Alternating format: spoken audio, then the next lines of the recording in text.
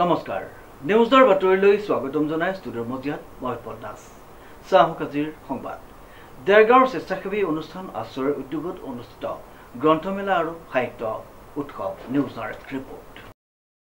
দেৰগাঁৱত স্বেচ্ছাসেৱী সংগঠন আশ্ৰয়ৰ উদ্যোগত অনুষ্ঠিত হোৱা গ্ৰন্থমেলা আৰু সাহিত্য উৎসৱ 2025ত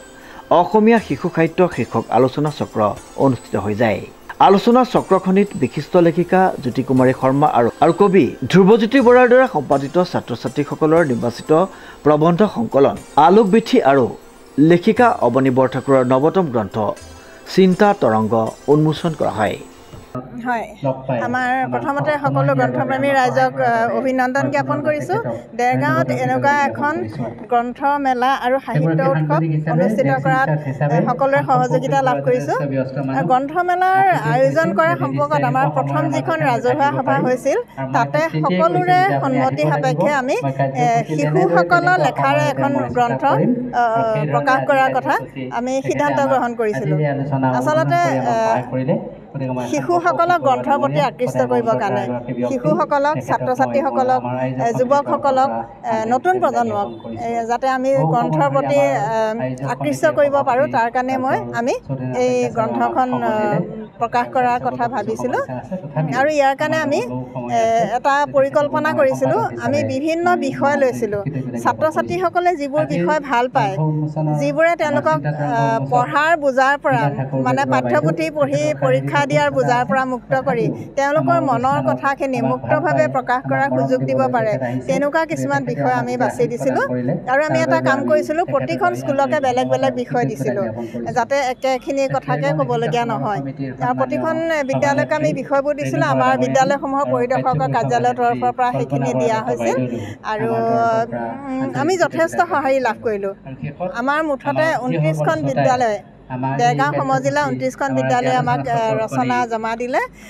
আমি আচলতে এটা কথা কৰিছিলোঁ যে আপোনালোকে এটা প্ৰতিযোগিতা পাতিব আৰু প্ৰতিযোগিতাত প্ৰথম দ্বিতীয় তৃতীয় এই তিনিটা স্থান পোৱা ছাত্ৰ ছাত্ৰীক আমি পুৰস্কৃত কৰিম অহা 16 তাৰিখে আমি পুৰস্কাৰ প্ৰদান কৰিম আৰু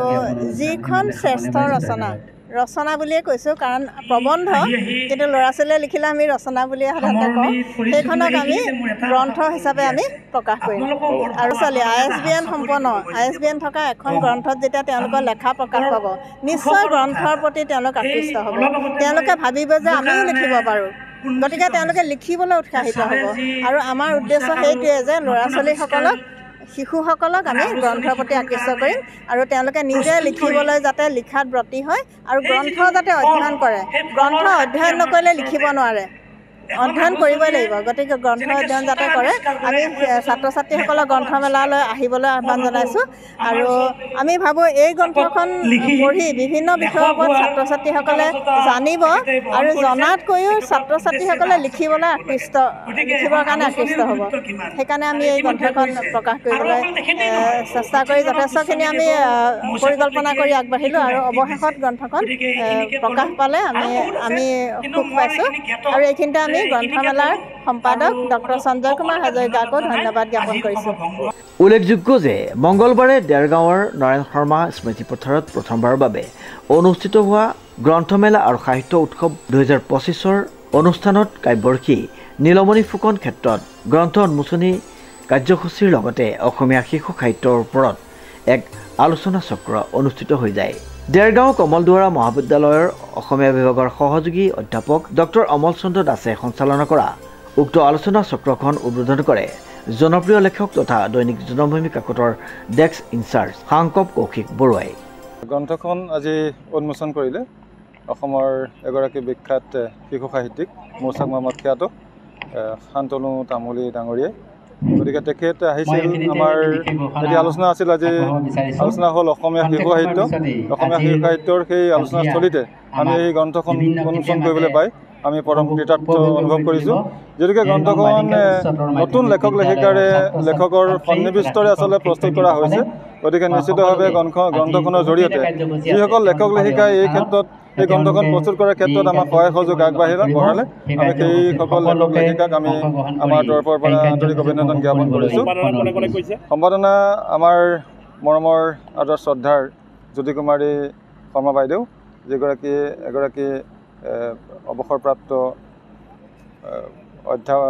অধ্যক্ষ কোৰালগুৰি শিশু সাহিত্যিক আৰু লগতে তেখেত বিজ্ঞানৰ লগত জড়িত এগৰাকী সাহিত্যিক। গতিকে তেখেতৰ লগত মই সম্পাদনা কৰিবলৈ পাই আচলতে পৰম কৃতাৰ্থ অনুভৱ কৰিছোঁ।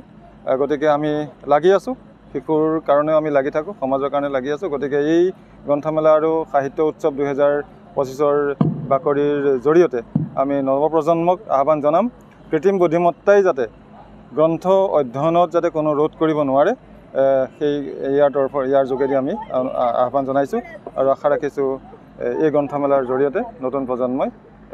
গ্ৰন্থৰ অধ্যয়নৰ প্ৰতি আকৃষ্ট লাভ কৰিব। আলোচনা চক্ৰত নিৰ্দিষ্ট বক্তা হিচাপে উপস্থিত থাকি এক মননশীল বক্তব্য প্ৰদান কৰে মৌচাক মামা খ্যাত বিশিষ্ট শিশু সাহিত্যিক শান্তনু তামুলীয়ে। বিশেষকৈ আজি গ্ৰন্থমেলা আৰু সাহিত্য উৎসৱত উদ্যোক্তাসকলক মই ধন্যবাদ জ্ঞাপন কৰিছোঁ যে আজিৰ আলোচনা চক্ৰত এনে এটা বিষয় তেখেতসকলে নিৰ্বাচন কৰি মোক মাতিলে, তাৰ ওপৰত দুআষাৰ ক'বলৈ। আৰু মই ভাবোঁ যে অসমীয়া শিশু সাহিত্য এই বিষয়টো অতি গুৰুত্বপূৰ্ণ বিষয় আৰু আজিৰ পৰিপ্ৰেক্ষিতত আমাৰ শিশুসকলে অসমীয়া, বিশেষকৈ অসমীয়া ভাষাত প্ৰকাশিত উচ্চমানৰ শিশু সাহিত্য আলোচনীকে ধৰি এইখিনি আমাৰ অভিভাৱক, শিক্ষক, শিক্ষয়িত্ৰী আৰু পিতৃ মাতৃয়ে আচলতে প্ৰতিজন সন্তানকে সদায় মন কৰিবলগীয়া কথা যে তেওঁলোকে যাতে একোখন ভাল কিতাপ পঢ়িবলৈ পায়, এখন ভাল আলোচনী পঢ়িবলৈ পায়। কাৰণ মোৰ ধাৰণা যে কেৱল কিতাপ আৰু আলোচনীৰ অধ্যয়নেহে আমাৰ ছাত্ৰ ছাত্ৰীসকলক জ্ঞান পুষ্ট কৰিব পাৰে আৰু বিভিন্ন পৰিৱেশ সম্পৰ্কে তেওঁলোকে জ্ঞান অৰ্জন কৰিব পাৰে। বৰ্তমান পৃথিৱীখনৰ বিজ্ঞানৰ ক্ষেত্ৰতে হওক বা সাহিত্যৰ ক্ষেত্ৰতে হওক বা সমাজৰ ক্ষেত্ৰতে হওক, যিবিলাক ভাল কথা সেইবিলাক শিকা আৰু পঢ়াৰ একমাত্ৰ উপায় হ'ল গ্ৰন্থ। গতিকে আজি এই বিষয়টো এটা মোৰ মনৰ এটা তাৎপৰ্যপূৰ্ণ বিষয় আৰু এই বিষয়টিৰ ওপৰত মোক দুআষাৰ ক'বৰ কাৰণে মই আজি উদ্যোক্তাসকলক ধন্যবাদ জ্ঞাপন কৰিছোঁ। মোৰ ব্যক্তিগতভাৱে মোৰ কোনো আক্ষেপ নাই। এইকাৰণে নাই যে মই আজি 42 বছৰে অসমীয়া ভাষাত অসমৰ শিশুসকলৰ বাবে মৌচাক প্ৰতি মাহতে প্ৰকাশ কৰি আহিছোঁ। মোৰ এটাই লক্ষ্য যে প্ৰতি মাহতে ল'ৰা ছোৱালীৰ হাতত প্ৰথম সপ্তাহতে যাতে মৌচাক আলোচনীখন তেওঁলোকৰ হাতত পৰেগৈ আৰু সেই আলোচনীখনৰ জৰিয়তে আচলতে মই আমাৰ শিশুসকলক মই সকলো দিশৰ পৰা তেওঁলোকক জ্ঞান গৰিমাৰে উদ্বুদ্ধ কৰিবলৈ চেষ্টা কৰোঁ, যাতে পাঠ্যপুথিৰ উপৰিও তেওঁলোকে এজন সমাজৰ ব্যক্তি হিচাপে ভৱিষ্যতে নিজকে গঢ় দিয়াৰ উপৰিও সমাজখনক সৎ পথেৰে লৈ যোৱাৰ কাৰণে যে শিশু সাহিত্যৰ অৱদান আছে, সেই কথাটো মই সদায় লক্ষ্য কৰি তেনেকুৱা ধৰণৰ মই তথ্যপূৰ্ণ বা ভাল লগা কথা মৌচাকত প্ৰকাশ কৰিবলৈ চেষ্টা কৰোঁ। গোলাঘাটৰ ঢেকিয়ালত মই ঢেকিয়াল হাইস্কুলত পঢ়িছিলোঁ আৰু মোৰ লেখা মেলাৰ অভ্যাস ক'বলৈ গ'লে ঢেকিয়াল হাইস্কুলতেই সৃষ্টি হৈছিলে। মই কেইবাগৰাকীও ভাল শিক্ষকৰ সংস্পৰ্শলৈ আহিছিলোঁ। কিছুদিনৰ কাৰণে আব্দুল মালিক ছাৰকো মই লগ পাইছিলোঁ। তেখেতে ঢেকিয়াল হাইস্কুলত শিক্ষকতা কৰিছিলে। তাৰ পাছত নগেন শইকীয়াৰ ছাৰ, তেখেত ঢেকিয়াল হাইস্কুলত কিছুদিনৰ কাৰণে তেখেত শিক্ষকতা কৰিছিলে আৰু সেইসকল ব্যক্তি আৰু যিসকল ব্যক্তি আৰু শিক্ষক তাত আছিল, তেখেতসকলক মই লক্ষ্য কৰিছিলোঁ যে সাহিত্যৰ প্ৰতি তেখেতসকলৰ এটা বেলেগ তেওঁলোকৰ ভাৱ আছিলে, শ্ৰদ্ধা আছিলে। আৰু যিগৰাকী শিক্ষকে আমাৰ ঢেকিয়াল হাইস্কুলৰ পুথিভঁৰালটো গঢ়ি তুলিছিলে, তেখেত স্বৰ্গীয় ডিম্বেশ্বৰ তামুলীদেৱ আছিলে। সেই পুথিভঁৰালটো ইমানেই চহকী আছিল যে সকলো ল'ৰা ছোৱালীৰে অৱশ্যে গম পোৱা নাছিলে, কিন্তু মই সৌভাগ্য যে সেই পুথিভঁৰাল তন্নকৈ প্ৰতিখন কিতাপ চোৱাৰ মোৰ সৌভাগ্য ঘটিছিলে। মই ঢেকিয়াল হাইস্কুলত থাকোঁতে স্কুলৰ যিখন বাৰ্ষিক আলোচনী 8ম মান আৰু 9ম মানত মই 2টা বছৰ সম্পাদক আছিলোঁ আৰু সম্ভৱ সেইকাৰণেই হয়তো ছাৰসকলে আমাৰ পুথিভঁৰালত থকা এই গ্ৰন্থসমূহ পঢ়িবৰ কাৰণে, চাবৰ কাৰণে মোক বিশেষভাৱে সুবিধা কৰি দিছিলে। মোৰ মোৰ প্ৰকৃত নাম বুলিয়ে ক'ব লাগিব। মোৰ প্ৰকৃত নাম প্ৰমোদ চন্দ্ৰ তামুলী। ইয়াৰ নামৰ অন্তৰত এটা কথা আছিলে। মোৰ জন্মতে মই অসুস্থ আছিলোঁ। 3 দিন মই চকু মেলি চোৱা নাছিলোঁ আৰু গোলাঘাট নগৰত তেতিয়া ডক্টৰ প্ৰমোদাভিৰাম দাস নামৰ এগৰাকী চিকিৎসক আছিলে। তেখেতে চিকিৎসাতে মই প্ৰাণ পাই উঠিলোঁ